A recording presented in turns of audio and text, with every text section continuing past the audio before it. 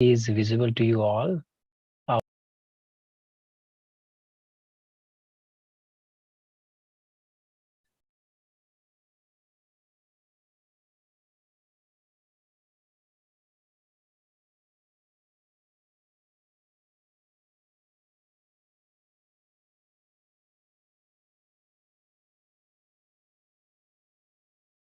I think some connection issue with Dr. Tiwari. Just wait for a while.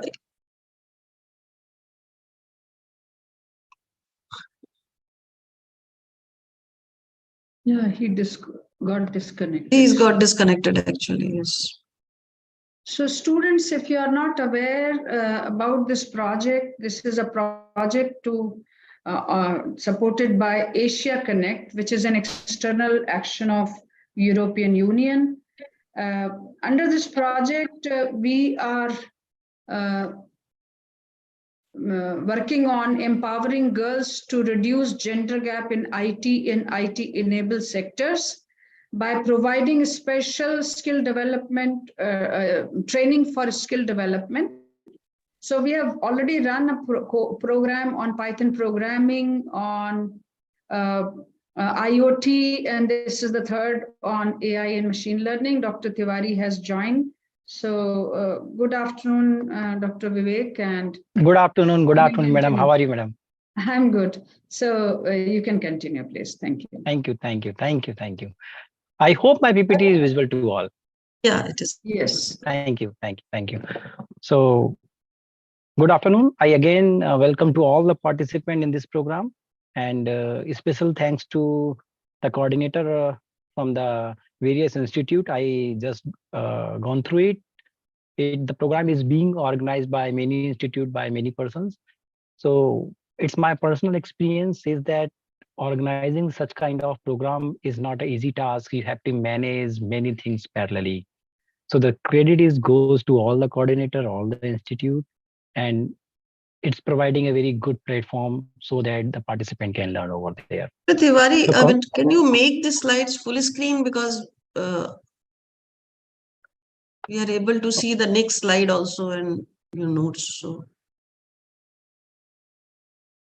okay. Actually, the display mode that should be seen to you is seen to we are seeing. So got it. Yeah.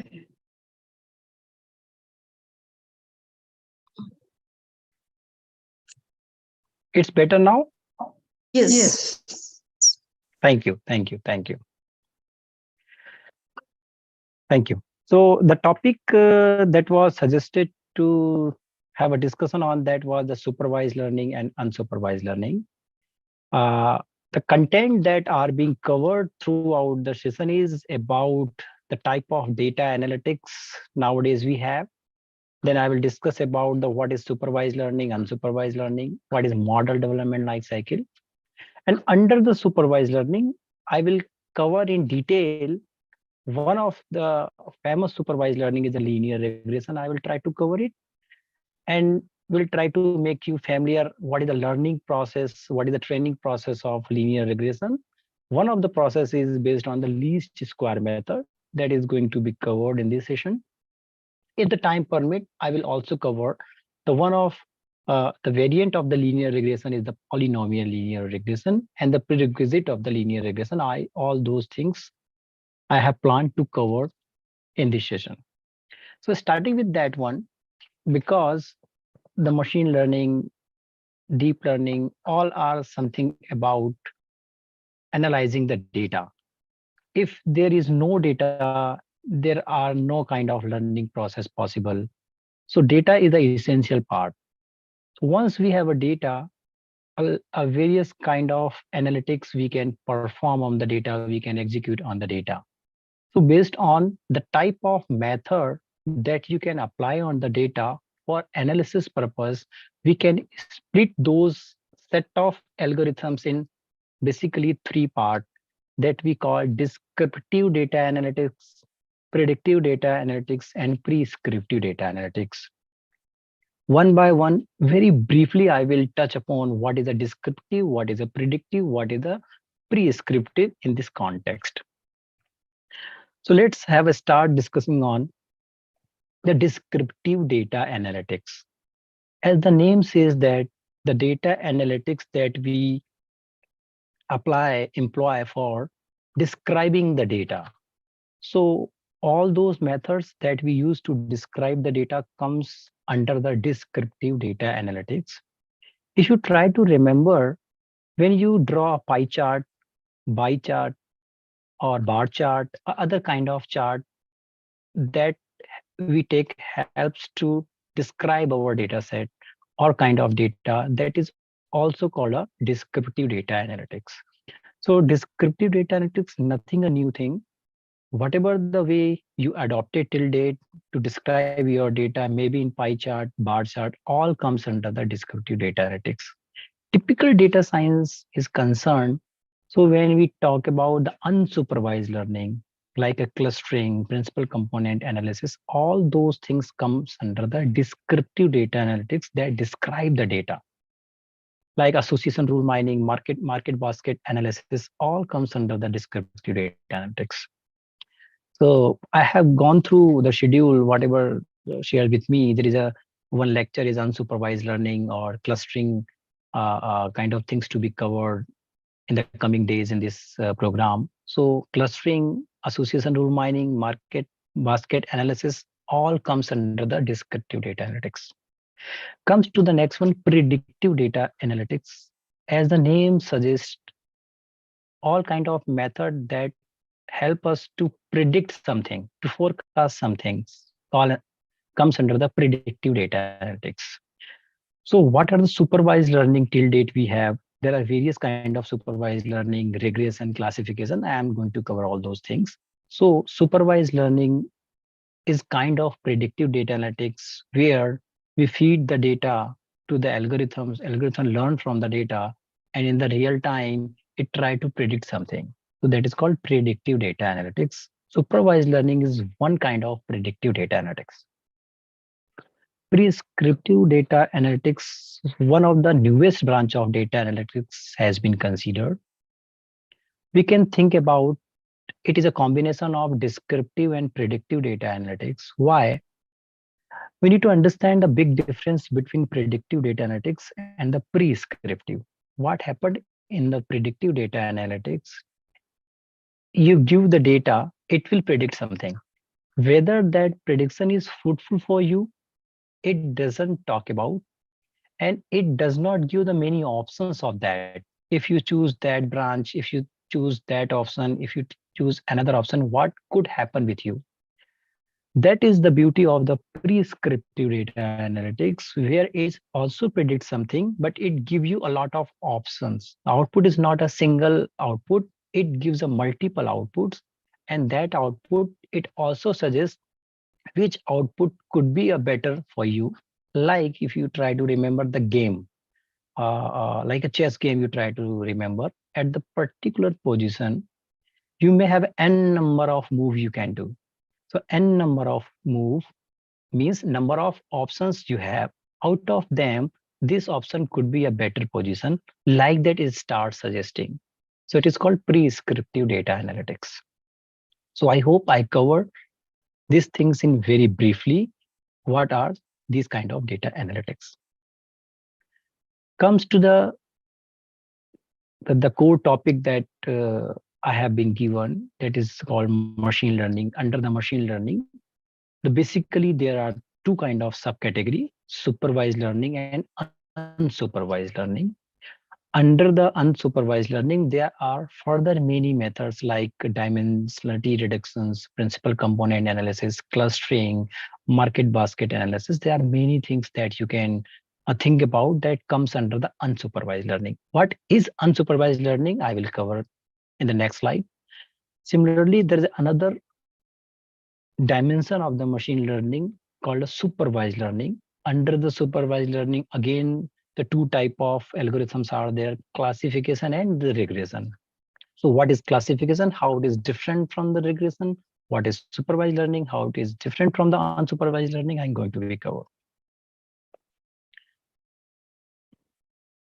So for a better understanding, take some examples. Through the example, we try to understand what is a supervised learning and what is unsupervised learning. Supervised learning, again, having a two different aspect, classification and the regression. So in the supervised learning, we try to predict something.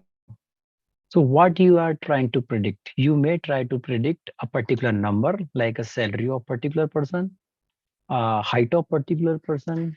So when the output variable or what the things you want to predict, if it is a continuous variable, like a number or integer value or float value, such kind of predictions comes under the regression. And another side, if the output variable is a category or label, if like for a consider example, I am feeding the image of particular things and your algorithm has to predict what it is. It is a cat, it is a dog. So cat and dog are the label as a category. So such kind of applications where you have to predict a category or label, we call as a classification. Unsupervised learning having a many type of uh, uh, uh, unsupervised learning like a clustering, like association rule mining, like text mining. So what is the difference, exact difference between unsupervised learning and supervised learning? We have to understand by considering the data set, what kind of data set we have. So I'm going to cover in detail what is supervised learning, unsupervised learning with some example. Before going to the detailed discussion, please have understanding what is model and how we develop the model. So model is something that is a final product. So the product comes with the many phases, many cycle. Similarly, in machine learning model is a comes through the process. The process involve training, testing, and training and testing. So the basic component of the model development life cycle is, suppose the model you want to develop and the data set is given. So for the data set is given, you have to find some algorithms, that are machine learning algorithms. You have to train that algorithm on the given the data. After the training, algorithm become the model. So here, please focus everybody. What is algorithm? What is a model? Because linear regression is algorithm, decision tree is algorithm, naive Bayes is the algorithm, and CNN is also the algorithms.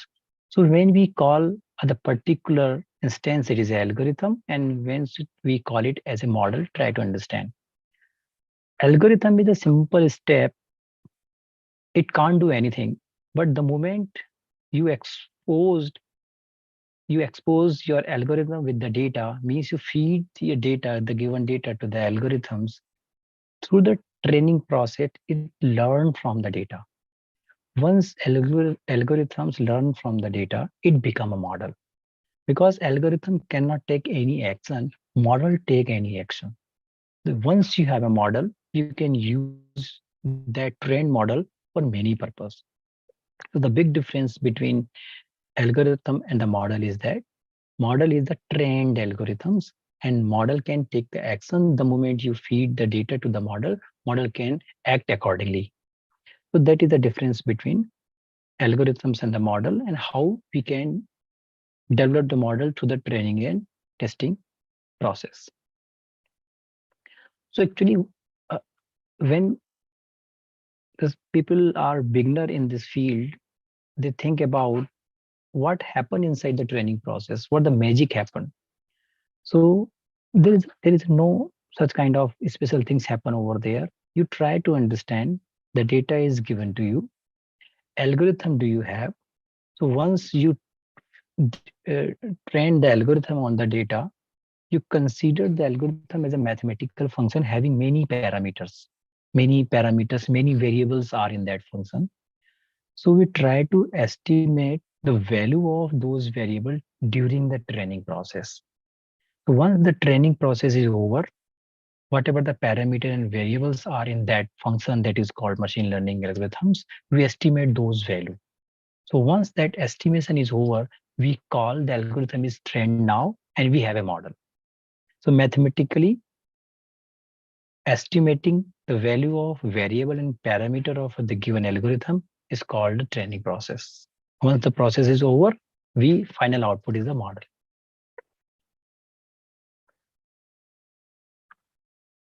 So the next I'm going to cover in detail what is supervised learning and what is unsupervised learning with the example I will try to cover. I hope my screen is visible. So over learning type of machine learning method you can categorize into two parts, supervised learning and unsupervised learning. That is the core topic is given to me for cover in this session. So before detailed discussion of the supervised learning, unsupervised learning, we have to understand what is the data we have. So normally we have a two type of data, labeled data and unlabeled data.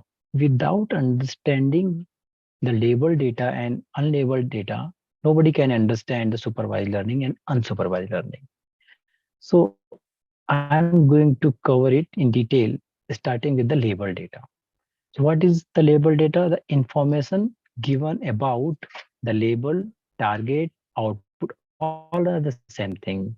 In context of the data set, if you talk about the label or target or output variable, all are the same thing. What is the meaning of that?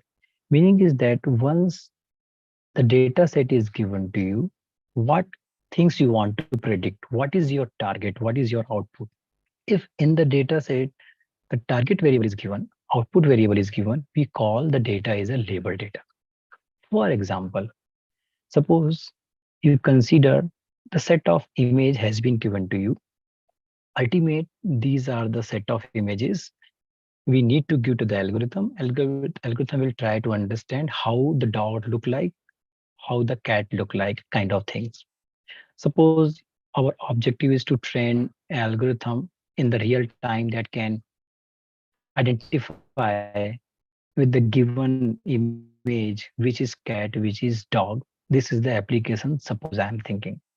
So first you have to perform the training process. We have to train the algorithm so that algorithm can understand these are the pattern of the dog and this is the pattern of the cat. So in the real life, it can discriminate dog versus cat kind of things.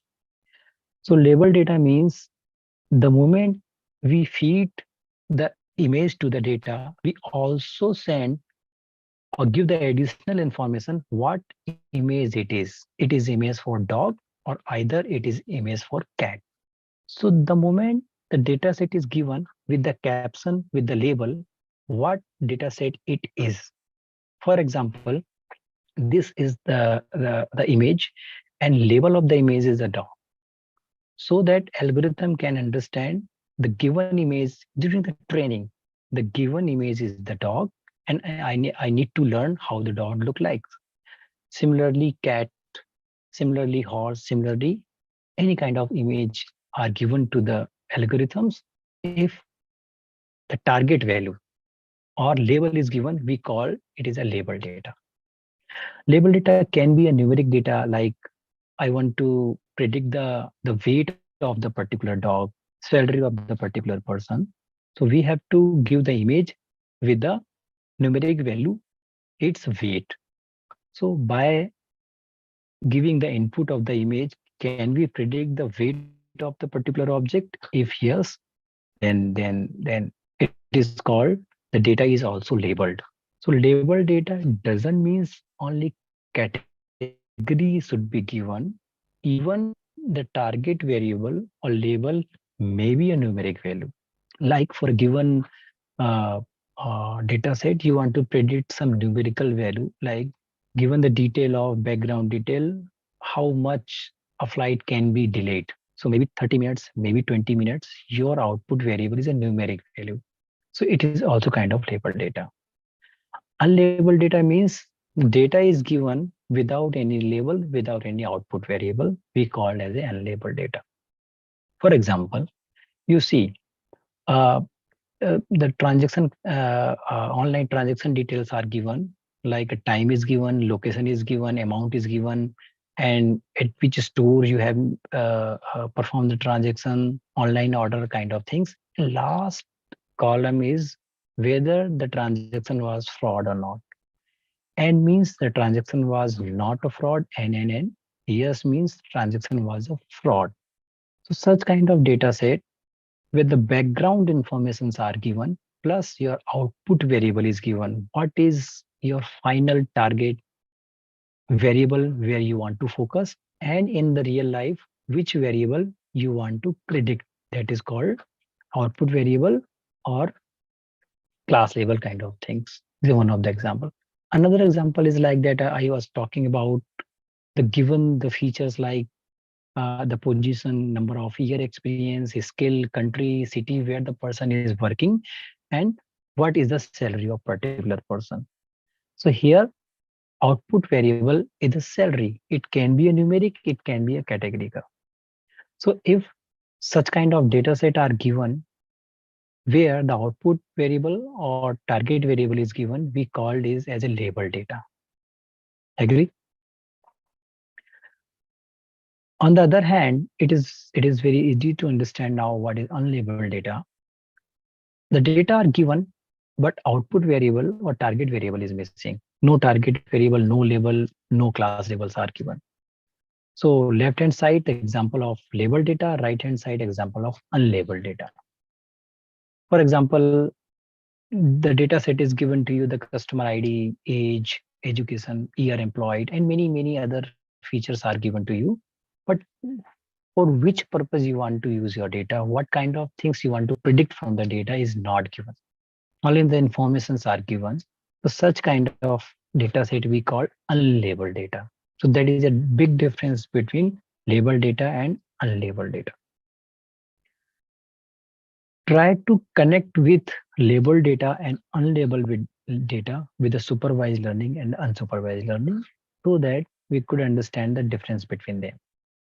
So what is supervised learning? We start with that one. In supervised learning, we try to train the machine learning algorithms on the data set, and data set must be a labeled data. So try to understand the connection between labeled data and the supervised learning.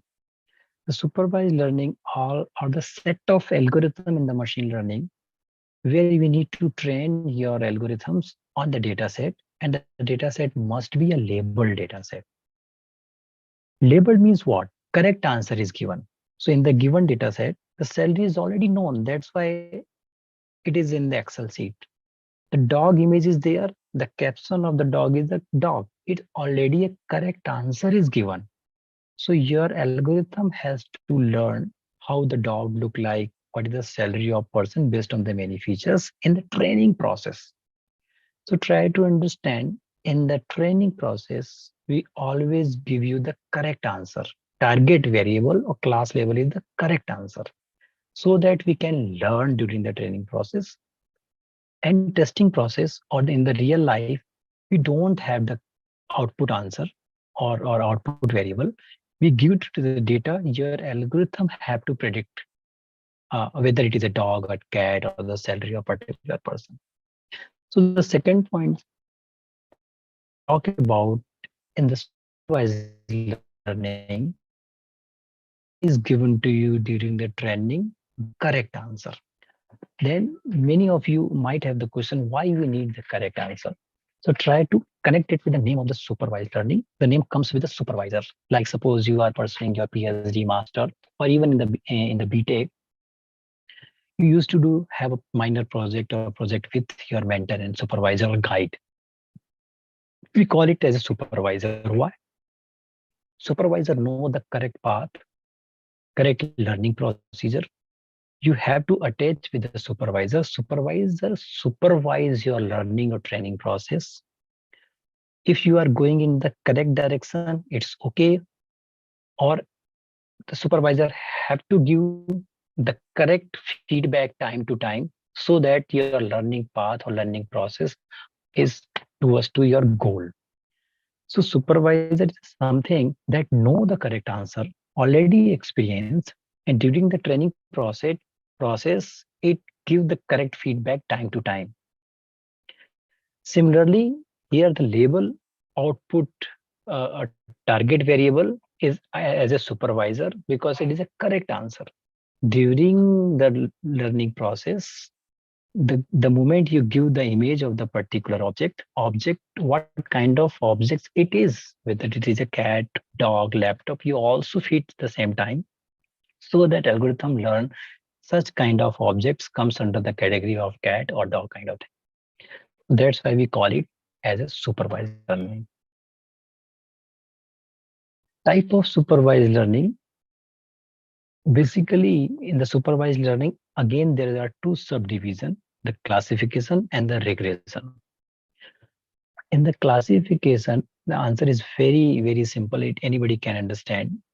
If your output variable or class variable is a numerical variable or continuous variable, such kind of algorithms we call the regression, where you need to predict some number like a salary, like a height, like a weight, like a how much flight can be delayed, kind of things. If you try to predict all such kind of situations, algorithms comes under the regression. On the other hand, if output variable is a categorical variable, you need to predict a category. You don't want to predict a number. We call as a classification. So it may be a binary classification, it may be a multi-class classification. Binary classification means whether the given image is male or female. You need to feed an image and your system supposed to know whether the given image is male or female. So means there are only possible two classes. That is called binary classes. Flight will be delayed or not, kind of things. If you are applying for a loan, your algorithm may predict based on your credentials whether you are going to repay this loan or not. So yes, no, 1, 2, 0, 1 kind of thing is a binary classification. There may have a multi-class classifications where there are many classes. Out of them, your algorithm have to predict the correct one. So these comes under the classification. So the supervised learning we have understood, it is more towards to the label data. The correct answer is given to you. Your algorithm has to learn from the data through the help of correct answer comes under the supervised learning. There is a two kind of supervised learning, regression and the classification. Unsupervised learning, as the name clearly suggests, there is no supervisor. What is the meaning of no supervisor in the data science? Means there is a no correct answer given in the data set. Means data set is unlabeled data. So in the supervised learning, the data is given to you. You have to find out the pattern from the data without having the output variable, without having any supervisor. So that is called unsupervised learning. Many algorithms that comes under the unsupervised learning is, some of them is clustering, association rule mining, principal component analysis, and many more are there. That was talk about, we have talked about the supervised learning and unsupervised learning. Let's start to have a detailed understanding about one of the famous algorithms that comes under the supervised learning. And under the supervised learning, it is a regression kind of problem. So here I'm going to discuss about the linear regression in very detail. What is the linear regression? What is the training process of the linear regression? And what are the assumptions that you need to understand the linear regression, that I'm going to be covered in the remaining session time. So in which category it comes? We are talking about the supervised learning. Under the supervised learning, the regression I'm going to talk about. Under the regression, linear regression is one of the algorithms that use for predicting a numerical or the continuous variable. So linear regression is one of the most cited, most understood algorithms in the machine learning. If you try to recall our schooling, we used to study the equation of the line. that is nothing but simply y is equal to mx plus c. In very simple line, if I try to make it clear, linear regression is nothing but simply a line. How it can be used for the prediction purpose, we need to understand from the machine learning point of view. So one by one, each and everything, I will try to make it clear for you. Please understand the linear regression is nothing but simply it is a line. So try to understand what is the line. For a simplicity, line is equal to mx plus c. So we can rewrite y is equal to b0 plus b1x or theta 0, theta 1x. Both the equation that is visible to you, y is equal to b0 plus b1x or y is equal to mx plus c, both are same. Where c or b0 is nothing but simply an intersect on the y-axis. b1 or m is the angle with respect to the x-axis. So here in the machine learning, we start calling m or c because these are the variable you need to estimate. So b0, b1 or m or c is a variable or the parameter you have to estimate. You try to recall at the beginning of the lecture, I talk about what is the training. In the training process, whatever the algorithm you have chosen, there are many parameters, many coefficients are there. You have to estimate the value of those coefficients. That is the only objective of the training process. So here, understand y is equal to mx plus c is the algorithms, and we have to feed the data to this algorithms. The algorithm will try to estimate the suitable value of m or c. Sometime the intersect at the y-axis we also call the bias in the machine learning. And all together b0, b1, because there can be a many input variable. Here, y is the output variable and x is an input variable. So here a number of input variable may be more. So we can extend this equation, maybe b1 x1 plus b2 x2 plus b3 x3 dot bn xn. So this is the equation is given where we have a one input x and one input y. Y always be a single input. It may have a multiple input variable. So here y means that value you want to predict. It may be a salary, it may be a time of delay, it may be height, it may be a weight. So y is the output variable and x is the input variable. There may have a many x1, x2, x3, x4. These represent the features of variable of the data set is given to you. So going to ahead, if we have only single variable, then single input variable, then we need to draw a line. But if you have a more than one variable, then we need to draw a plane and hyperplane. So in either case, in single input variable, we have to estimate the coefficient with respect to the input variable x1. If we have a more number of input variable, means more number of dimensions are there.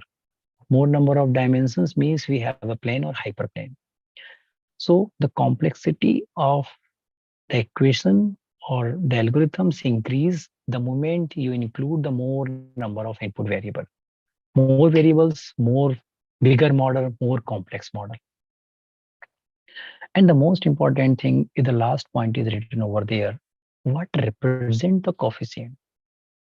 So coefficient like B1, if you try to understand, suppose it is a B1 and X. Suppose X, Y is the salary you want to predict and X is the age. For instance, you try to understand, you want to predict the Y is a salary and X is the age. And B1, what B1 talk about? What the significance of the B1 we need to understand? It is the coefficient associated with each and every input variable In this case, suppose we have a single variable. I want to predict the salary based on the age. We may have a more variable, means age, where the person belongs to, where he is working, what is the education level of that person. So many variables we have. So every variable are associated with the coefficient. And suppose after the training process, we have successfully estimated this coefficient having some numerical value as a output, it will have some numerical value. The coefficient may be 10, 20, 30, 0.1, 0.5, any number could be possible. So what it signifies, if against an input variable, if the coefficient is a bigger number, means that input variable is more important. Again, try to understand, we may have a more input variable x1, x2, x3, x4, xn up to xn. And during the training process, we have to estimate the coefficient of each and every variable. And the value of that coefficient, magnitude of that coefficient, talk about how discriminative that input variable is, how important that input variable is. Suppose input variable is not important.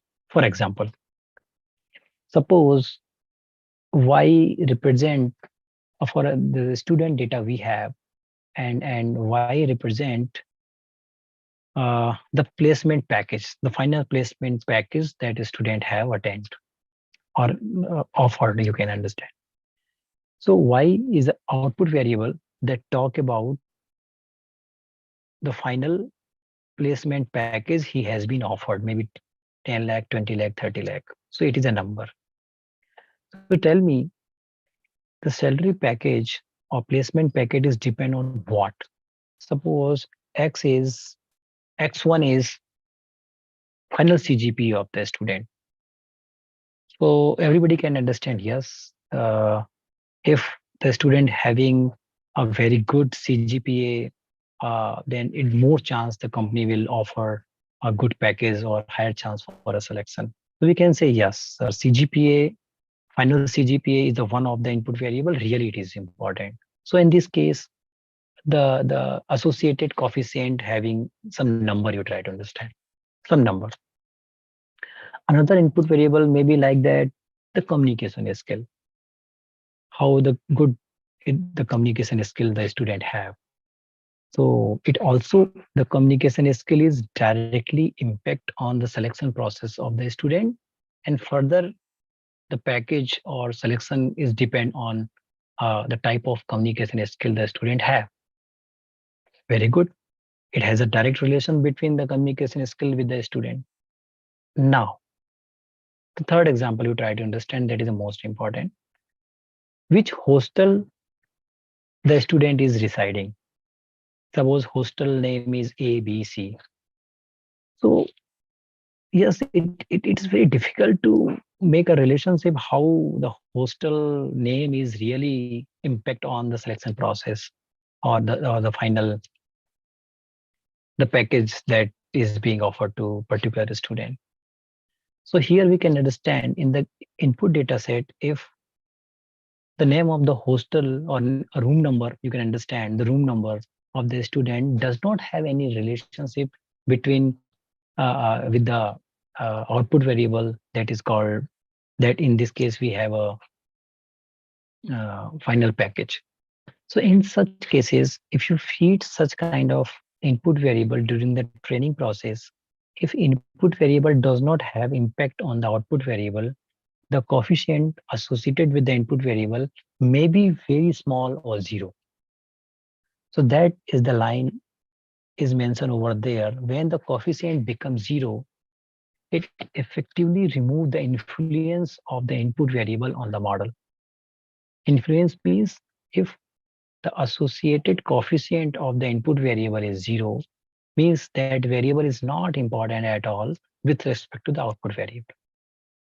So here, after the training, the process is over, you can analyze the magnitude of the coefficient By analyzing this, you can understand which input variable is important and which variable is not important. You can also infer such kind of information. Now, we have talked about there is a one output variable and set of input variable. In the linear regression, the algorithm try to understand the relationship between the input variable and the output variable, and the relationship may be various kind of relationship. Like example one is given. Suppose X is the input variable, Y is the output variable. It has a positive relationship. Positive relationship means they are positively correlated. The moment you increase the input variable, output variable also increase. Like X is the number of hours you study and Y axis talk about the CGPA.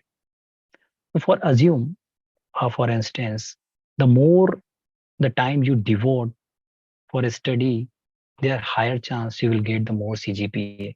So the relationship is positively correlated. If you increase the value of X, you increase the number of hours devoted for the study, you also increase your final CGPA. That is called positive relationship. Another example is they are also linearly correlated, but the relationship is a negative. Like for understand the speed of the vehicle versus average. So the moment you increase your vehicle speed, it consumes more fuel. So average also comes down. There is a relationship, but the relationship is a negative. You increase the value of X, value of Y also decrease. So such kind of relationship maybe with the data set, linear algorithm understand everything. Third one is polynomial linear regression, where the first two type of relationship between input variable and output variable, the relationship is the linear. If you continuous increase the value of X, Y also increase in the same scale. But the third kind of relationship is there. The relationship is there, but it is not linear. For a particular moment of the value, Y also increase. But if you keep on increasing the value of X, Y, the increase in the Y, that scale may be changed. So relationship may be not necessary to be linear. It relationship may have a non-linear. So such kind of the data set which have the non-linear relationship between input and output variable, we can also apply the linear regression for such cases. We call it as a polynomial linear regression. So we talk about how to represent the linear regression. Positively relationship, negative relationship, polynomial linear regression can be there. Going ahead, it is the most important part of the discussion. We have a relationship in the data set, but how can we learn it? How algorithm can learn that relationship for the data from the data? So the process that is responsible for learning from the data is called training process, or sometimes we call it learning process. So there are various kind of learning methods. So the gradient descent is one of the method that we apply, that is nothing but a simply optimization technique. Least square method is one of them. So keeping the discussion very simple, I am going to discuss what is least square method for a learning to learn for a learning purpose of the linear regression. So here I'm going to cover with the example how the training process happens in the linear regression. Taking with the example. 1 minute, let me zoom it out.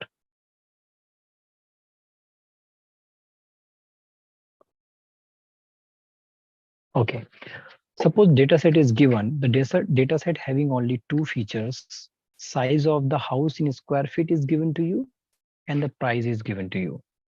What is your objective? First, try to understand the given data set is labeled or not. So suppose the application is like that. I will give you the size of the house in square feet. You have to predict what is the cost and price of that house. So in this given data set, that is very simple data set. Output variable is the price. That is called label. That is called target variable. Input variable is a size of the house. So it is the data set. We call it, it is a labeled data set because target variable is given. That is the price of the house. And we need to predict the price of the house based on the size of the house. So this is a simple data set. You understand it. So what happened? The next, we need to draw a line. Suppose price we are representing at the y-axis. It is in the graph. Please try to understand. And x-axis is the area of the house or size of the house. Yellow colored are the data points. So suppose these are the data is given. All the data 1030, 1200, 35. These are the data is given. So what we talk about, suppose it is 800 square feet and the price is 25 lakh, like that you try to understand. So it is the x-axis represent the size of the house, y-axis represent the price of the house, and these are the data point. Okay. The data point is given, everybody can understood. We need to draw a line because linear regression is nothing but simply a line. We need to draw a line that best represent the data set. Try to understand the word best represent the data set. Can we draw a single line? Somebody will say, sir, the red line you're talking about, somebody have drawn. Why the line has drawn in that way? Can I have a different line? Yes, you may have a different line. You may have 1,000 of line, crores of the lines you can draw. Each and every line represent a linear regression model. So the given data set, you may draw 1,000 of line or n number of line. All the line represent the individual linear regression model. Agree? The second question may be, okay, sir, there are a lot of line. So which line I will select as a final model? So the answer is that the line which best represent the data set will be the final line. Okay, 1,000 of the line we have. How can I select the best line? That we need to understand. That is the responsibility of the training and learning process. Given the n number of possible lines, how to find the best line?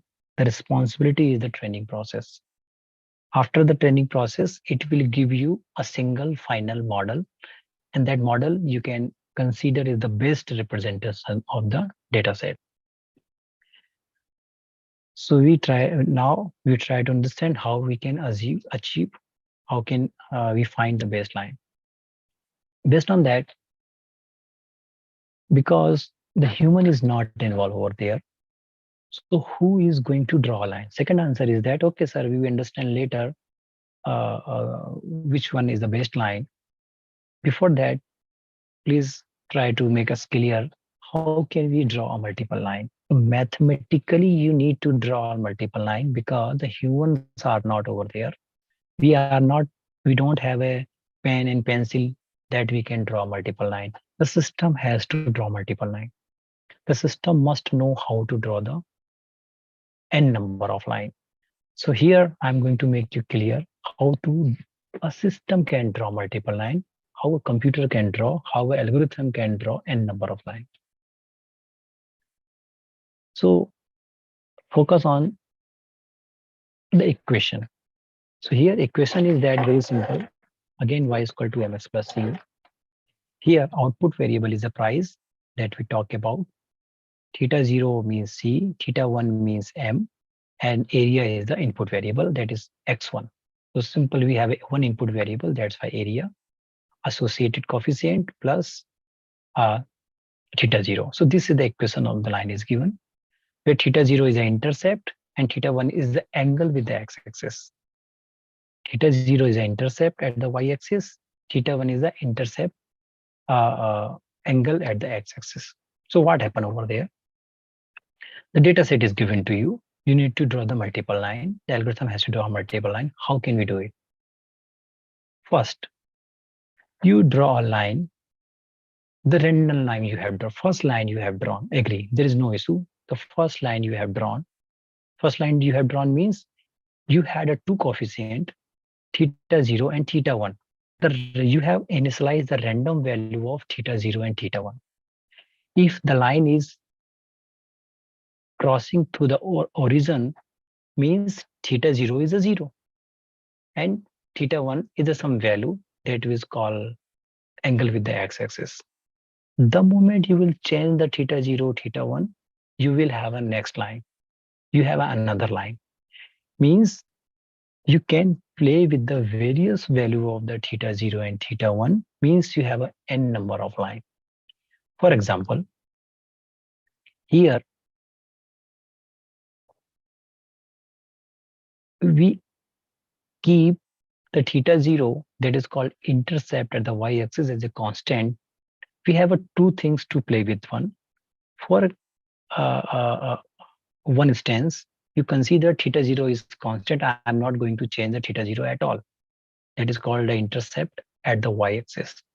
You keep on changing the theta 1, that is angle with the x-axis. The moment you change the angle, means you have a next line or you have a different line. So what I want to convey with you, during the training process, the algorithm does like this. It keep on changing theta 1, theta 2, theta 3, means value of theta 1 with the different value, means it is drawing the different line. Agree? It's a very simple concept. Another things you can do, somebody will say, okay, sir, I want to the angle as a constant. I want to play with the intercept. Yes, you can do it. The moment you will change the theta 0 value, you may have a different line. It may be above the present line, it may be below the present line. Or also possible, you can change both the variable together. So keep on changing either theta 1, theta 0 or both, all the possibility you can explore with that one, and you may have a different line at a time. The same exact method is adapted by the linear regression method during the training process. It keep on changing the value of all the coefficient and having the final result of the different line. So the first question I have answered, if you have how to draw a multiple line during the training process of the linear regression. I think everybody understood it properly. How can we draw, how a machine learning algorithm can draw multiple line. Now the second question that is unanswered now, we have to tackle it. If you have a n number of line or n number of model you can talk about, how could you find out or how could you choose which is the best line? That is the discussion we are going to start. So here, with the example, I will try to make you clear. Suppose the data set is given here, the area of the house is 1000 square feet and the corresponding true price is 35 lakh. Agree? So that is 1000. And this is the white color, a point is represent the value is 35 lakh. You see over there. Similarly, if the area is 1200 square feet, the corresponding price of the house is 46 lakh. It is 46 lakh. You see. Second point. Third point, the area of house is 1400 square feet. This is 1400 square feet. The corresponding cost is 24. Represent the 24. Similarly, white color data points are the true value that are given in the training data set. Okay, now focus on the line that you have drawn. We may have a n number of such lines. So try to understand, focus on the one line that you have right now. So this is the white color points are the true value, and the line that I have drawn at that time, if I want to use this line, because this line is nothing but it's a model, and that model I'm going to use to predict the value of the house in the real life. So suppose, how could I use this line or model for a prediction purpose? How it is happen? You need to understand, because input variable is area x-axis and output variable is price. So 1000 square feet is over here. You just go and see where you are cutting the line, we are touching the line, and corresponding value is output given by the line. You need to understand there are two outputs. It is the correct output that is given in the data set, and the one output will be given by my model. So how the model gives the output, just I'm trying to make it clear. Input variable is 1000 square feet. We have to see where this 1000 square feet touching to the line, corresponding value in the y-axis is the value that is predicted by your line. So true value is this, and my model is predicting this value. So there is a gap, and there is a difference between predicted value and the true value. Same thing you can observe for the other, the variable is given to you. True value is something, and what my model is predicting is a different. So difference between predicted value and the true value, we call it as an error, because it is my model is predicting that is much less than its true value, and difference between these values are called error. So that you can understand with this table, that is the size of a house, and that is the true value, and why my model is predicting. You see the predicted price in the lakhs means this my model is predicting. So true value was 35, but my model is predicting 24 lakh. So 11 is the error. The difference between the predicted value and the true value, we call the error. You try to understand. This is the error. So how to calculate the total error given by your model? Because we have n number of observations where each and every observations will contribute some error. Error may be positive or may be negative. Try to understand. So if you try to sum the error directly, some negative value will cancel out the positive value, and it may be misleading. It may be happen. Individual errors are in the big number, but if you sum it, because you want to know the total error given by your model, if you try to sum it, it may become 0. So it may be misleading. The moment you will see the total error given by your model is 0, means my model is 100% correct. Predicted value and the true values are equal. That's why there is 0. So normally we don't directly sum the error, because there are some negative number and there are some positive number. So what we does, we square each and every error so that negative things may become the positive, and we try to sum it. So that is called sum of squared error. The terminology we normally use is sum of squared error, because each and every error is squared, then we sum it, and we will try to minimize it. What is the objective function? What kind of error you are expecting? You are expecting a line that will give you the 0 error, or if the 0 error is not possible, the line with the least error, with the minimum error, is the best line. So here I have answered on the second question. If you have n number of linear regression line or model, how could I choose the best one? The answer is that we have to calculate the total error of each and every line, and I will choose the line that will give you the minimum error. So that is the simple, very simple training process that we could understand in the context of the linear regression. Okay, I think it is over. So sometime we can represent mathematically. It is a sigma. M means M number of observations you have. Here Y means true value minus Y hat. Y hat means predicted value.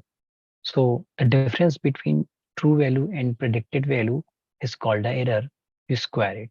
So both the formula are the same. We call it sometime sum of squared error or sum of squared differences. Sometimes we call SSD, sum of squared differences, or also sum of square error. So very famous terminologies that are being used in various literature is SSE, sum of square error. That you try to minimize it. So that is all about the training process of the linear regression. Going ahead, it is not important. Yeah. So here we have taken an example having one output variable and one in the input variable. The data set may have a more number of input variable. Everybody agree. So for suppose, for instance, we have a data set. Earlier, the input variable was the size of a house in square feet. Suppose we have additional information of the house is total number of bedroom. So the new information is given to you the total number of bedrooms. So now we have a two input variable. So once you have a more number of good discriminative input variable, your prediction will become more accurate because you have a more information about the house. Okay, size of the house is given, that is a one parameter.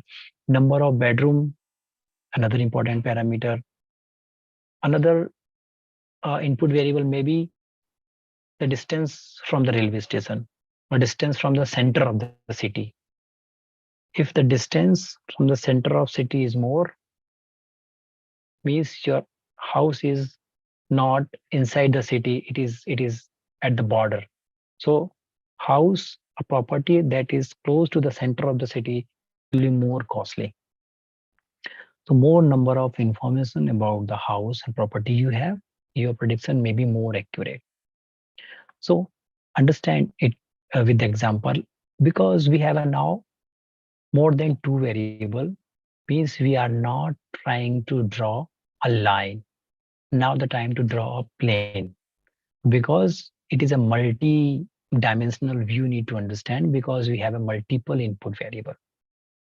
So here now, in earlier example we have seen, we had tried to draw a line. Here we are trying to draw a plane, nothing but a simple plane. The simple process would be over there. Price output variable is intact. If you have a single input variable, if you have a multiple input variable, output is same. I want to predict the price of the house. Theta 0, it is a bias or intercept. Theta 1 is a coefficient with respect to the first input variable area, plus theta 2 is the second coefficient with respect to the second input variable, number of bedroom. Similarly, we can include more input variable by applying the plus operator. So process is very simple. By using these two input variable, number of bedroom or area of the house, I'm predicting something. Here, it was the true value, it is the predicted value. Again, the difference between the predicted value and true value is the error. As I am mentioning over there, error. We need to square it, we need to sum it, and that will give you the final SSE, sum of squared error. The plane need to be drawn in multiple time. Which plane come up with the least SSE will be the final plane. Similarly, like the example we have taken, we may have a third variable, we may have a fourth variable, we may have a sixth variable. It doesn't make any difference in the training process. The more related variable you have, more greater protection the model will have. So going ahead with the one of the version of the linear regression is a polynomial linear regression. Till date, we understood about the linear regression where the relationship between the input variable and the output variable was the linear. Sometimes it is not true with the given data set. For example, suppose age is given as an input variable and salary is an output variable. For instance, you try to understand the data set is given to you, age as an input variable, salary as an output variable. Just draw it. Just we have drawn. See, the relationship is not a linear. The moment the age increase, salary also increase. But after some time, the salary becomes saturated. It does not increase with the age. So this kind of relationship is not a linear relationship. There is a relationship, but it is not a linear relationship. So you see, if what is the correct curve that represent the relationship supposed to be like this.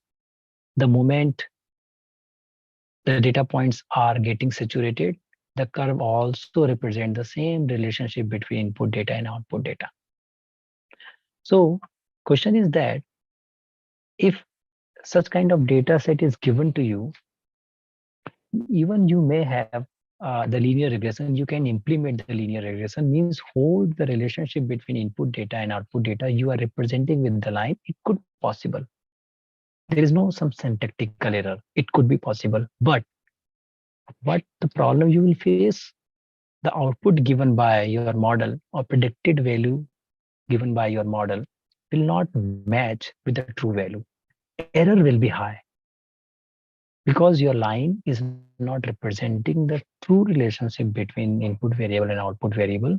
So value that is predicted by your model will have a bigger deviation with the true value. It also give you the error in the high side. So such models are not useful. So what is the solution then? The solution are that you try to draw a curve now. You don't only depend on the line only. So how to draw a curve that we have seen in our schooling, you need to increase the degree of polynomiality. Like the theta 1 age plus theta 2 age square. So the moment input variable are given, you may have a x to power x s to p power 2, 3, 4, 5. The degree of polynomiality you need to understand, you need to hit and try. So because some student may answer it, why only age square? Why not age cube? Yes, it is also possible. Means whatever the combination you want, you can do. You may have a age square, you may have a age square plus age cube, and other combinations you can try. So here, the crux you need to understand, like in the linear regression, we may have, like linear regression we have seen, you have a multiple lines you can draw in the given data set. Similarly, in case of polynomial linear regression, you may have a multiple curves. You have a many curves. The moment you play with the degree of polynomiality, you have a different curve. Which curve you have to choose as a final polynomial linear regression? Again, answer is that every curve that represent the relationship between input and output variable will carry some error. What the model is predicting, what is the true value, find the difference, square it and sum it. The process that we have seen is exactly same for the polynomial linear regression. The curve that represent the minimum SSE will be the final curve. Choosing the right degree is right now it is not correct time to discuss, because the question is there. You keep on increase the degree of polynomiality. Where should I stop? Whether the degree is 2 is okay, 3 is okay, 4 is okay. So the answer is that every possible combination you have to try. You have to test the model. Which model give you the best performance? You have to choose it. Other than that, there are many other methods to find out the suitable value of the degree of polynomiality, but we are not discussing in today lecture. So that thing I'm not covering over there. So here, if I summarize the whole lecture, what I have given, there are three kind of data analytics: predictive data analytics, prescriptive data analytics, and descriptive data analytics. Under the predictive data analytics, that we also call as a supervised learning, we have a two method: classification and the regression. The classifications or regression both use the labeled data, and the unsupervised learning use the unlabeled data. So in the classification, if the output variable is a categorical variable like a cat and dog, yes, no, we call it as a classification method. Similarly, if the output variable is a numerical variable or continuous variable, like this example we have seen, the output variable is the price of the house or salary of the particular person, we call it as a linear regression. There are many methods that you can use under the regression. One of them is the linear regression we have touched upon today. We have gone through what is the linear regression, complexity of the linear regression, what is the meaning of coefficient of the linear regression, and how can you use the least square method for the training purpose, how the polynomial linear regression is different from the linear regression. All those things I have covered in the today lecture. So now I welcome to all the participants. If you have any question or doubt, you may write on the chat box, or you may unmute yourself and please have a discussion and ask. I will try to answer it. Please.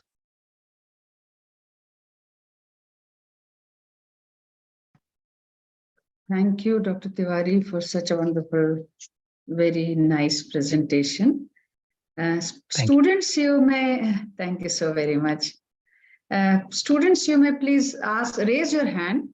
We will unmute you, and then you can start asking questions. Good evening, Madhu. You have any question? Please feel free in asking.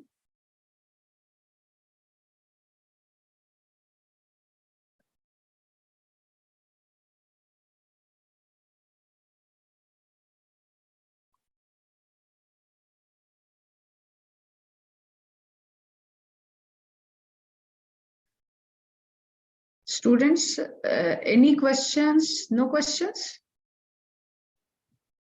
I'm sure you must be having a lot of points to discuss. Yes, Malika, please unmute yourself and ask question. Yeah, Yes. I got one question. Is higher degree of polynomial will lead to the less error? Okay. Yes, if the answer is not straightforward. If you increase the degree of polynomiality, it always reduce the error during the training only. So you need to understand there are two kind of errors: training error and the testing error. So if you increase the degree of polynomiality, anytime it will reducing the error, and you feel that your model is very good during the training time. Ultimate, it is called model overfitting. The model is learning too much from the training data, because the training data is given to the model. But the moment you train your model, training is over, you try to test your model in the real life, it fail, because model get overfitted too much in the training data. The moment you use that model in the real life, it fail. So do not increase degree of polynomiality unnecessarily by misguiding the good performance during the training. So solution is that you increase the degree of polynomiality, you see the both the performance, training performance, the testing performance. You will get a 1 point, 100% 1 point, where beyond that point, if you increase the degree of polynomiality, your training error will increase and testing error will start decreasing.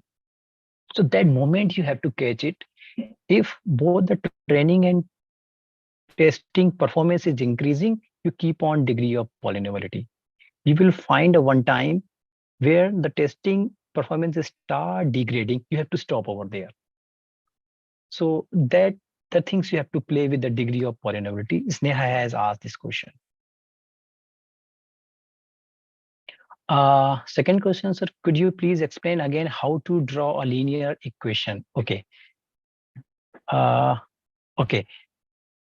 In the PPT, we have understood the line represent very simple line. You have taken the example y is equal to mx plus c. So m plus c are the two coefficient. So where c represent the intersect at the y-axis and m represent the angle with the x-axis. The moment you change the value of c and m, you have a different line.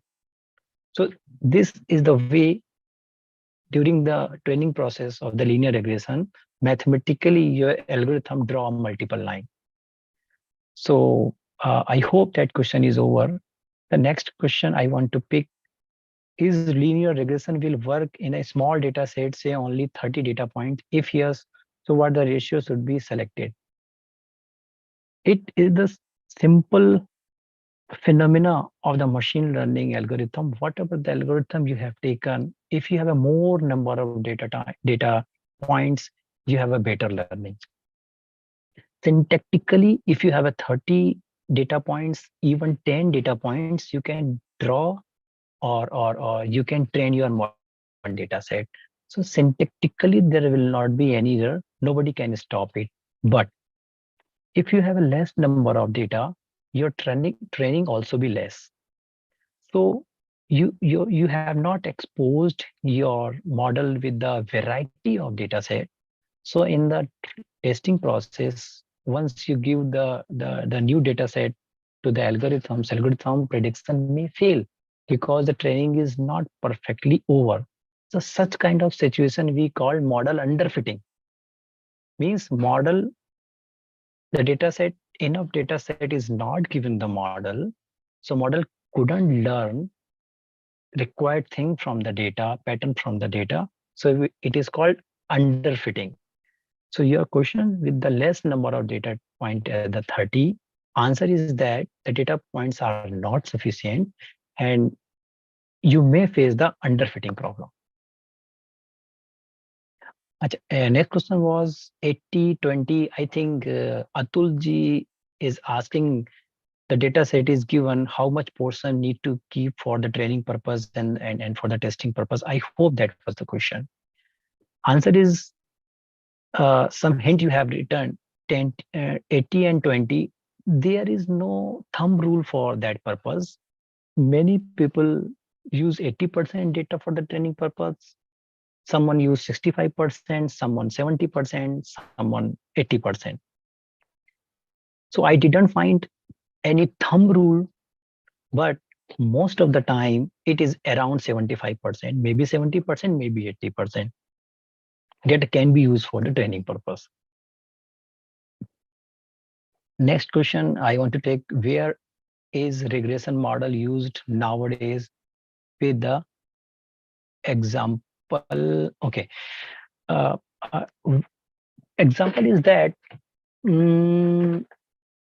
suppose the rating you're talking about, the movie rating 4.5, 3.5. Nowadays, the movie rating is given to you, maybe 10 scale, maybe 5 scale. The number they predict 4.5, 6.5, 3.8, it is a rating. Our civil score, you know, everyone have a civil score. Everybody understood what is our civil score. The CIBIL score is like 700, 800, 750, like that. If you want to predict something by using the individual, the data of the particular person, it is a kind of the linear regression. How much flight? Okay, one answer is also in the IRCTC. I have observed the moment you will try to book the ticket, suppose waiting is there, you click over there, it talk about the probability, how much chance your seat will be cleared, 60%, 75%. Such things are now in the irctc.com. It is the example, real example of the linear regression. So it predicts some chance, maybe in probability form, in other form. So it is a linear regression. Next question is that, sir, please tell about the use of a regression in the real life we have seen now. Sir, please explain how to draw a linear line if there are more than one input variable. Okay, we have covered that point. If you have a one input variable, means you are drawing a line. If you have more than one input variable, means you are drawing a plane. So ultimate, you have a more theta1, theta2, theta3, theta4.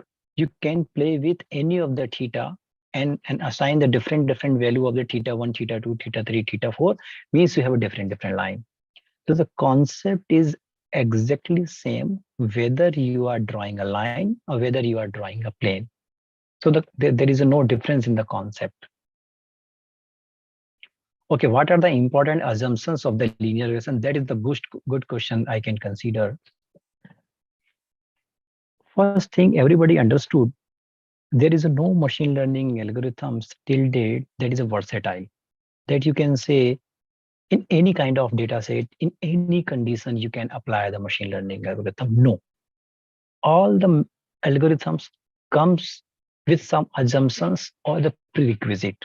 Meaning is that if the data set is satisfied this condition, this algorithm may be useful for such kind of data. For example, if the data set is noise free, data set is very clean, some algorithm may perform better. The moment the data set having the noise, your algorithm start failing. Some algorithms are there that can tolerate the noise in the data. So in context to the linear regression, let me precisely explain. It assumes that whatever the error we have calculated during the training, error given by each and every data point, if you draw those error, the curve should be a Gaussian curve. That is the one of the most important assumption in the linear regression. If you draw the error should be a Gaussian curve. We don't have much time to discuss why it is there. There is an answer why the curve of the error should be a Gaussian, but you can explore it yourself. Please note it down. If you draw the error of all the data points in the linear regression, it should be a Gaussian curve. Second, homoscedasticity. There is a two property, homoscedasticity and heteroscedasticity. You can note it down. One of the most important prerequisite of the linear regression is that you see the relationship between input variable and output variable. The relationship should be a homoscedasticity. What is the homoscedasticity? Homoscedasticity is that the distribution of the data point from beginning of the line to the end of the line should be similar. It could happen at the starting of the line, data points are very dense, very close to the line. The moment you go ahead, data points become scattered. So it is called heteroscedasticity. And the linear regression demand that the density of the data point around the line should be similar from starting to the end. That is called homoscedasticity. So these are the couple of the prerequisite or assumptions in the linear regression. Another important point I can recall, whatever the input variable are given, you should normalize it. Means whatever the input variable are given, each and every input variable range should be same. So that is called normalization. You try to squeeze your data set between 0 to 1, all the values between 0 to 1. Why it is important?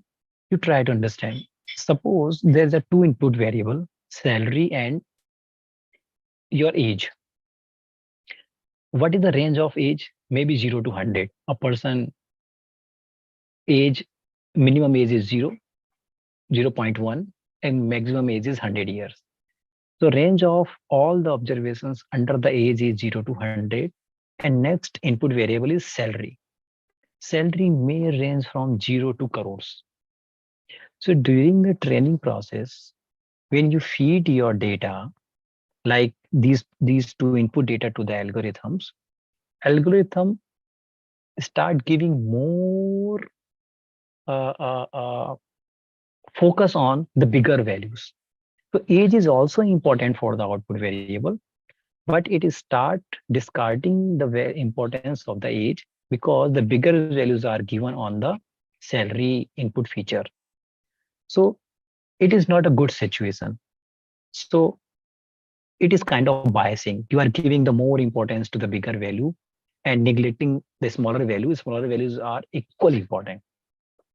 So handle this situation, you have to normalize all the input variable to the same range 0 to 1 or whatever range you are decided you can do with that one, so that during the training process, algorithm should have given to equal weightage to all the input variable. So these are the some assumptions or prerequisite you can understand.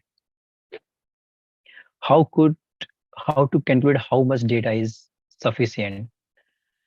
It's directly related to the training and testing error. If your model is not suffering from underfit, if your model is not underfit or not overfit, means the data set is sufficient. If your model has been exposed with the quality number of data, training and testing error will almost be equal. So that is the one way to decide the required number of data points. So does the flooring and ceiling happens in the graphics? Yes, it is happen. It's possible. There is no issue. How can we distribute testing and training data? Yes, I have answered this question. The literature says that the training data should be around 75%. It may be 80 or maybe 70 is also possible. But bigger part we should use for the training purpose and a smaller part for the testing purpose, because learning is more important. If you are not giving the bigger portion of the data set for the learning purpose, we can't learn anything. So bigger number of data points you're supposed to given for the training purpose so that the model can learn. And the guideline is around 70%, 75%, or 80%. There is no fixed number that everybody should follow. It is but bigger portion of the data set given for the training purpose. What is the role of supervise in the context of supervised machine learning? As a supervisor, here at the beginning of the lecture, I have explained supervisor means here the target variable. For example, in the linear regression we have taken, suppose you delete the target value. How can you calculate the error? Simple question I'm asking. The today example I have taken, the target variable was the price of the house with the given input, the size of the house. So the target variable is the supervisor. Suppose target variable is not given. Based on the input, my model is predicting some value that is the price of the house. Whatever the value predicted by my model is correct or not, how could you know it? So that's why target variable is given. That is called supervisor. Whatever I am predicting, I have to match with the true value. If my prediction is with respect to the true value, means my prediction is correct. If there is a big error, we have to reduce it by drawing the more better line. So the error is calculated through the difference between predicted value and the true value. This work as a supervisor. You need to find the line that give you the minimum error. In that context, we call it as a supervised learning or supervisor. Next question, how much data points are needed if there are more than 50-60 features as the training features and the single target property. More number of features are also not good. So there is a two trade-off: number of data point and the number of features. More number of data points, more number of features that you have to understand. You don't misguide if you have a more number of features. You have required very decent number of feature, but features supposed to be good or supposed to be discriminative. Again, I can answer that question by asking a question. How could you know 50-60 features are important? First question is that in the data set, 50-60 features are given, that's okay. How do you know these 50-60 features are important? So first, before applying your model, you have to understand the feature selection. All the features are not important. You have to find out the best feature out of the n number of features are given. The concept in the data science, we call it the feature selection, that we need to understand how to select the good number of features. More number of features unnecessarily make the model more complex, and more complex model means higher chance of overfitting. So there is again a big chapter in the machine learning or data science. How do you know the given features are important? Yes or no? You apply that method, reduce the number of features with the minimum number, and then apply the model. Next question, sir, if I want to learn more about supervised learning. Resources somebody is talking about. I could understand the online resources are the best one. You can go through the Coursera, MIT courses, YouTube channels are there. That are the good sources for learning. I don't find any single book that I can recommend. There are various kind of books. Some books have covered the some part of algorithm in very detailed way. Some books don't cover the coding. Some books cover the different kind of algorithms. Some books have a more focus on the data pre-processing. Like that, the variety of books are there. All the books, nobody can purchase it. So my suggestion is that all the online courses, online resources, online YouTube channels you're supposed to follow. That is the best way to learn. I hope I have covered all the questions. I hope so. Yeah, I'm here and I'm seeing that how patiently you are giving answers to their questions, and I'm also happy that you have, you have explained the things in such a lucid manner that students have found it so interesting and they are asking so many questions. So that is if the students show this much interest, then that is the best thing for a teacher. So Thank you, madam. Thank you. So thank you so much, Professor Tiwari, for this wonderful session. And I am sure that students, like as we can see from their chat, their question answers, that they have very much appreciated your talk. And I request you to please, whenever we organize any such activity, we hope to get your kind cooperation. Yeah, and I will be very pleased to have a part of your any kind of. Thank you very much to you, madam, for Ojha madam, and giving me this chance to interact with the student. It was great learning for me also. Thank you. Thank you. Thank you, Dr. Tiwari. Hope to thank see you soon in Jabalpur as well. Thank you, madam. Sure, madam. Sure. I will be very happy. So, thank Neha, you so you may very please much. stop the streaming. And